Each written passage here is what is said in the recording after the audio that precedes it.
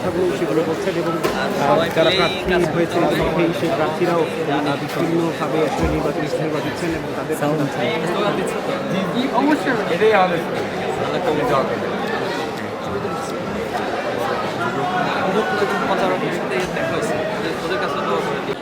জগন্নাথ বিশ্ববিদ্যালয়ের দীর্ঘদিনের সবার প্রাণের দাবি ছিল যৌক্তিক নির্বাচন। তো আলহামদুলিল্লাহ অনেক চড়াই উতরে পার হয়ে সকলের সেই দাবি বাস্তবায়িত হতে যাচ্ছে আগামী 30শে ডিসেম্বর। তো জগন্নাথ বিশ্ববিদ্যালয়ের সাবেক শিক্ষার্থী হিসেবে আজকে মূলত এখানকার আমেজ দেখার জন্য এসেছি এবং শিক্ষার্থীদের সাথে কথা বলার চেষ্টা করছি। বিভিন্ন প্যানেলের প্রার্থী যারা আছে তাদের সাথেও কথা বলেছি। তো সবার মাঝে একটা উৎসাহ উদ্দীপনা কাজ করছে এবং সকলেই নির্বাচন অনেক বেশি সবার কাছে গ্রহণযোগ্য হবে এবং স্বতঃস্ফূর্ততার মধ্য দিয়ে সবাই অংশগ্রহণ করবেন, সেই আমেজটাই সবার মাঝে দেখছি। তো জগন্নাথ বিশ্ববিদ্যালয়ের অনেক বাস্তবতা রয়েছে, সীমাবদ্ধতা রয়েছে। একজন সাবেক শিক্ষার্থী হিসেবে সেটি আমি খুব ভালোভাবে অনুভব করি। বিশেষ করে এখানে অনাবাসিক হওয়ার কারণে যেহেতু পুরান ঢাকাতে নর্মালি একটু কনজাস্টেড সব কিছুই, থাকার ম্যানেজমেন্ট, খাওয়া দাওয়ার ম্যানেজমেন্ট, লাইফস্টাইলের ম্যানেজমেন্টটা বেশ কষ্টকর হয়।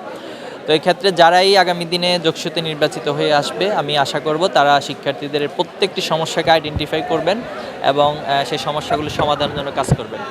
এক্ষেত্রে যেটা অনেক আগে থেকেই বলা হচ্ছে যে দ্বিতীয় ক্যাম্পাস অথবা হল প্রতিস্থাপনের বিষয়টি, কিন্তু এটা অনেক সময় ক্ষেপণ হচ্ছে। এটা নিয়ে অনেক আন্দোলন হয়েছে। আমরাও এটা নিয়ে যখন ছিলাম ক্যাম্পাসে অনেকবার আন্দোলন করেছিলাম। তো বারবারই আশ্বাস দেওয়া হয় কিন্তু সেটা বাস্তবায়ন হয় না। তো আমি আশা করব যে যারা নির্বাচিত হবেন তারা বিশেষভাবে দুটি জায়গায় বেশি ফোকাস করবেন। একটি হলো দ্বিতীয় ক্যাম্পাস যেন দ্রুত সময়ের মধ্যে বাস্তবায়িত হয় এবং এই ক্ষেত্রে একটা দাবি উঠেছে যে বিভিন্ন প্রশাসনের মধ্য দিয়ে অনেক সময় দুর্নীতি হয় অথবা বিভিন্ন কারণে সেটা দীর্ঘায়িত হয়। তো আর্মিকে যদি সে প্রজেক্টটা দেওয়া হয় তাহলে হয়তো সেটা দ্রুত সময় বাস্তবায়িত হবে। আর পাশাপাশি দ্রুত হল নির্মাণ, যেখানে যেখানে সুযোগ রয়েছে পুরাতন হলগুলোকে কনস্ট্রাকশনের মধ্য দিয়ে থাকার উপযোগী হিসেবে তৈরি করা, তো এই বিষয়টি তারা প্রাধান্য দিবেন। আর পাশাপাশি ক্যাম্পাসকে একটি আধুনিক ক্যাম্পাস হিসেবে এবং বিশ্বমানের একাডেমিক জায়গা থেকে যেন ক্যাম্পাসকে সবাই প্রতিষ্ঠিত করতে পারে, এটা নিয়ে সকলে কাজ করবেন। আর পাশাপাশি এখানে চিকিৎসা সেবাটাও মান খুব বেশি ভালো না। আমরা আশা করব যে যারা বিজয়ী হবেন তারা চিকিৎসা সেবা নিয়ে এবং নারীদের নিরাপত্তার ইস্যু, পুরান ঢাকা এখানে থাকা সহ সব কিছু বিষয়ে অনেক বেশি অনিরাপত্তা অনেকে ভুগেন। তো যারা নির্বাচিত হবেন তারা প্রশাসনের সাথে সমন্বয় করে এই বিষয়গুলোকে অবশ্যই সমাধান করবেন, আমরা সেই প্রত্যাশা রাখছি। সর্বোপরি কথা হলো যে যারাই জিতবে আমরা আশা করব যে সবাই তাকে সম্মানের সাথে নেবেন এবং যারা জিতবে তারাও হচ্ছে সবাইকে নিয়ে কাজ করার যে মানসিকতা, সেটা অবশ্যই তারা সে বিষয়গুলো দেখবেন।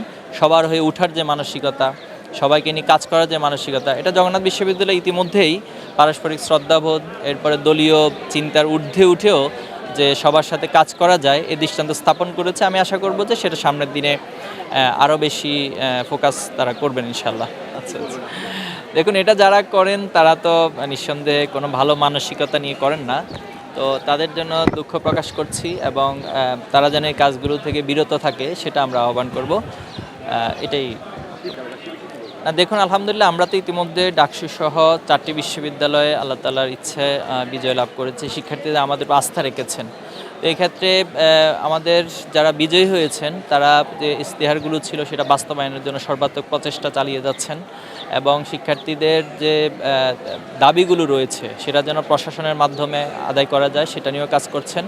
বিশেষত কয়েকটা দিক, একটা হলো একাডেমিক সাইড, এরপর অবকাঠামোর যে বিষয়গুলো রয়েছে এটা নিয়ে কাজ করবেন। তো আমি আশা করি এখানেও যে প্যানেল আছেন শিক্ষার্থীরা যাকেই নির্বাচিত করবেন তারা এই বিষয়গুলো নিয়ে কাজ করবেন। এক্ষেত্রে আরেকটা বিষয় হচ্ছে যদি প্যানেলের সবাই জয় হতে পারে, যেহেতু প্যানেলটা গঠনই করা হয় একটা ইনক্লুসিভ চিন্তার মধ্য দিয়ে, একটা দর্শনের মধ্য দিয়ে। তো এখানে আমাদের অভিজ্ঞতা হলো ঢাকা ইউনিভার্সিটিতে যেহেতু একই প্যানেলের সবাই এক মানসিকতা নিয়ে বিজয়ী হয়েছে, সেখানে কাজগুলো অন্য প্যানেল বা অন্য ইউনিভার্সিটির তুলনায় কিন্তু বেশ ভালো হচ্ছে। আপনি দেখবেন ঢাকা ইউনিভার্সিটিতে ইতিমধ্যেই একটি হলের জন্য চায়নার সাথে একটা চুক্তি করা হয়েছে। এরপরে হচ্ছে মসজিদের ব্যাপক সংস্কার করা হয়েছে, লাইব্রেরিগুলোতে অনেক সংস্কার করা হয়েছে এবং শিক্ষার্থীদের জন্য যে চিকিৎসা সেন্টারটাকে অনেক উন্নতি করা হয়েছে। তো আমরা মনে করছি যে যদি যাদের ক্যাপাসিটি এ জায়গাতে সবচেয়ে বেশি থাকবে, যে দেশীয় এবং আন্তর্জাতিক বিভিন্ন সংস্থার সাথে অথবা যারা দাতব্য সংস্থাগুলো আছে তাদের সাথে নেটওয়ার্কিং যাদের স্ট্রং, তারাই হচ্ছে উন্নয়নমূলক কাজগুলোতে সবচেয়ে বেশি অবদান রাখতে পারবে। না, আলহামদুলিল্লাহ আমি তো বলেছি যে সাবেক শিক্ষার্থী হিসেবে এখানকার সীমাবদ্ধতাগুলো, এখানকার সমস্যাগুলো আমি খুব ভালো করে ফিল করি এবং আমি ইতিপূর্বেও কয়েকটা প্রোগ্রামে এসে এই কথাগুলো বলেছি। যদি সদিচ্ছা থাকে, প্রশাসনের সদিচ্ছা থাকে, এখানকার যারা ছাত্র প্রতিনিধি আছে তাদের সদিচ্ছা যদি থাকে, তাহলে অবশ্যই জগন্নাথকে পরিবর্তন করা সম্ভব। এবং শিক্ষার্থীদের চাহিদাগুলো রয়েছে তাদের, বিশেষ করে তাদের আবাসনের কথা আমি বললাম, তাদের চিকিৎসা সেবার কথা বললাম, শিক্ষার মান উন্নয়নের ক্ষেত্রে অবকাঠামোগত উন্নয়নের কথাগুলো বললাম, দ্বিতীয় ক্যাম্পাসের কথাগুলো বললাম।